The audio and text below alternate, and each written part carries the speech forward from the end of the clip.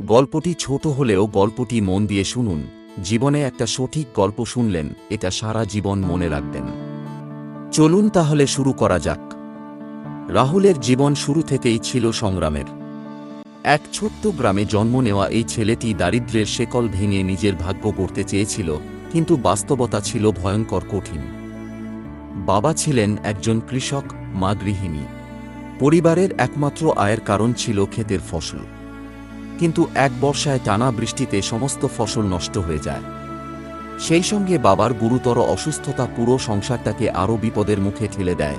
মাত্র 12 বছর বয়সে রাহুল বুঝতে পারে, জীবন তার জন্য সহজ কিছু নয়। সংসার চালানোর জন্য তাকে মাঠে কাজ করতে হতো। দিনের বেলা সে কৃষিকাজ করত, আর রাতে কেরোসিন বাতির ক্ষীণ আলোয় সে বই পড়ত। ক্ষুধা, ক্লান্তি আর দারিদ্র্যের ভার নিয়ে পড়াশোনা চালিয়ে যাওয়া সহজ ছিল না। অনেক রাত না খেয়েই কাটাতে হতো, তবু তার মন ভেঙে পড়ত না।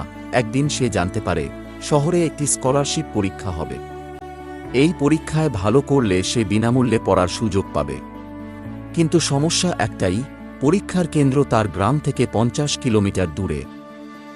আর তার কাছে ভাড়ার জন্য একটাও টাকা নেই। অন্য কেউ হলে হয়তো হাল ছেড়ে দিত, কিন্তু রাহুল সিদ্ধান্ত নেয়, যেভাবেই হোক তাকে যেতে হবে। পরীক্ষার আগের রাতে কিছু শুকনো রুটি সঙ্গে নিয়ে সে রওনা হয়। প্রথমে কিছুটা পথ যায় এক চেনা গরুর গাড়িতে, তারপর বাকি পথ পায়ে হেঁটে। টানা 2 দিন না খেয়ে, রোদে পুড়ে, বৃষ্টিতে ভিজে, অবশেষে সে পরীক্ষার কেন্দ্রে পৌঁছায়। পরীক্ষার হলে বসে যখন খাতা খুলল, তখন চোখে ঘুম, শরীরে অবসাদ। কিন্তু তার মনে ছিল একটাই কথা, আমি পারব। 2 ঘন্টার পরীক্ষাটা শেষ করে বেরিয়ে আসে রাহুল। ফল কি হবে সে জানত না, কিন্তু একটাই বিশ্বাস ছিল, পরিশ্রম বিফলে যায় না। কয়েক মাস পর একদিন ডাক আসে, সে স্কলারশিপ পেয়েছে। শুধু তাই নয়, দেশের অন্যতম সেরা বিশ্ববিদ্যালয়ে পড়ার সুযোগও মিলেছে। যে গ্রাম একসময় বলেছিল, তোর দ্বারা কিছু হবে না, আজ সেই গ্রামই বলে, রাহুল আমাদের গর্ব। রাহুলের চোখে জল চলে আসে, তবে সেটা দুঃখের নয়, এটা সুখের থেকেও বড় সুখ। কারণ এই আনন্দ সেই আনন্দ যা অগণিত কষ্ট, লড়াই আর ত্যাগের পর পাওয়া যায়। এবং সেই ছোট্ট রাহুল আজকে জীবনে অনেক বড় হয়ে গেছে।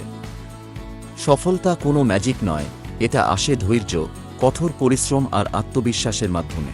রাহুলের গল্প আমাদের শেখায়, দুঃখ কষ্টের পাহাড় পার করেই সত্যিকারের সুখের আলো দেখা যায়।